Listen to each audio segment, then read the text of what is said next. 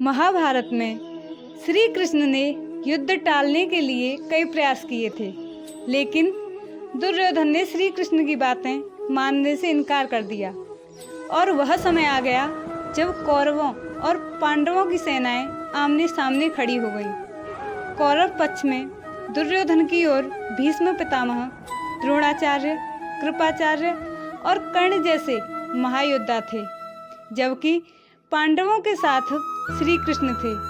युद्ध की शुरुआत में ही अर्जुन ने युद्ध करने से मना कर दिया, क्योंकि वह अपने कुटुंब के लोगों पर प्रहार नहीं करना चाहता था।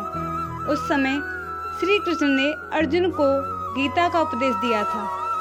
श्रीमद् भागवत गीता में श्री कृष्ण ने अर्जुन को कर्म का महत्व बताया है। इन बातों को ध्यान रखने पर हमारी भी कई समस्याएं खत्म हो सकती हैं। श्री कृष्ण ने अर्जुन से कहा कि हे अर्जुन, कर्म ही पूजा है।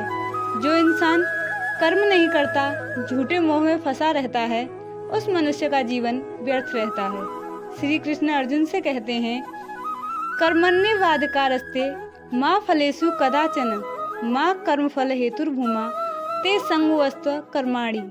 अर्थात कर्म ही पूजा है, कर्म ही भक्ति है, इसलिए कर्म को पूरे मन से करना चाहिए। कृष्ण ने अर्जुन को कर्मयोगी बनने के उपदेश दिए। उन्होंने अर्जुन से कहा, जो भी कर्म करो यह सोचकर करो कि वह परमात्मा को समर्पित होता है। भगवान श्री कृष्ण अर्जुन को बताते हैं कि मृत्यु से भय व्यर्थ है। मृत्यु का भय हर व्यक्ति को होता है, परंतु संसार के निर्माण के बाद से ही जन्म और मृत्यु का चक्र चलता आ रहा है और यही प्रकृति का नियम है। जो जन्म लेता है उसकी मृत्यु अवश्य होती है और मृत्यु के बाद जन्म भी अवश्य होता है। इसलिए मृत्यु से भयमुक्त होकर वर्तमान में जीना चाहिए। श्री कृष्ण ने अपने उपदेशों में समय को भी बड़ा बलवान बताया है। महाभारत के दौरान अर्जुन जब विचलित हो उठे और उनसे शस्त्र नहीं उठ रहे थे, तब श्री कृष्ण ने अर्जुन से कहा कि अर्जुन, समय बड़ा बलवान है। यदि तुम सोचते हो कि तुम शस्त्र नहीं उठाओगे तो इन पापियों का संहार नहीं होगा।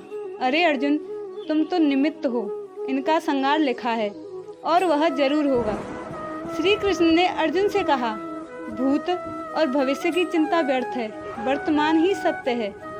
जब असमंजस की स्थिति में रहो और जब कुछ समझ न आए तो सब कुछ परमात्मा पर छोड़ दो और तुम बस अपना कर्म करो। परिस्थितियाँ कितनी भी बुरी क्यों न हो, यही सोचो कि समय बड़ा बलवान है, अच्छा हो या बुरा बीत जाएगा। फिर अर्जुन ने भगवान श्री कृष्ण से पूछा कि हे मधुसूदन, तुम कहते हो कि मनुष्य अपने अंतिम सांस तक भी माया मोह में पड़ा रहता है, तो इसी कारण जन्म के चक्र में फंस जाता है। परंतु तुम ही ने इस म्यान में सृष्टि की रचना करके और दूसरी ओर मनुष्य को चंचल मन प्रदान करके दोनों को एक दूसरे में उलझा दिया है। पथ पथ पर मनुष्य के बहकाने के लिए अनगिनत आकर्षण पैदा किए हैं। मनुष्य इसके जाल में उलझा रहता है, पर क्षमा करना, परंतु तुम ही ने यह जाल बिछाकर किसी शिकारी या बहेलिए के भांति जाल में फंसे मनुष्य का हाथ पैर मारने और उसके छटपटाने का तमाशा देखते रहते हैं। तो भगवान श्री कृष्ण कहते हैं कि नहीं अर्जुन, मैं तमाशा नहीं देखता, बल्कि अपनी माया की लीला देखता हूँ। अर्जुन कहते हैं कि फिर भी निहारते रहते हो ना, सहायता तो नहीं करते कि बेचारा प्राणी इधर उधर भटक रहा है, रास्ता भूल गया है। आपके मन में उसकी सहायता करने का विचार नहीं आता कि उसे सच्चा रास्ता दिखाओ। श्री कृष्ण ने उत्तर दिया, हे अर्जुन, मुझे सहायता करने का विचार बिल्कुल आता है, मगर और मैं उसकी सहायता करता भी हूँ। मैं अवश्य अपने भक्तों की सहायता करता हूँ, उन्हें मैं नहीं छोड़ता। परंतु मनुष्य को मेरी ओर आगे बढ़ने का प्रयत्न करे तो सही, लेकिन वो मेरी ओर देखने की बजाय वो अपने अहंकार में डूबा रहता है। वो तो इस भ्रम में रहता है कि दुनिया में उससे ज्यादा बढ़कर कोई है ही नहीं। वो तो अपनी बुद्धि और बल पर ही भरोसा करता है। उसे अपने आप पर अपने परमात्मा से भी ज़्यादा विश्वास है।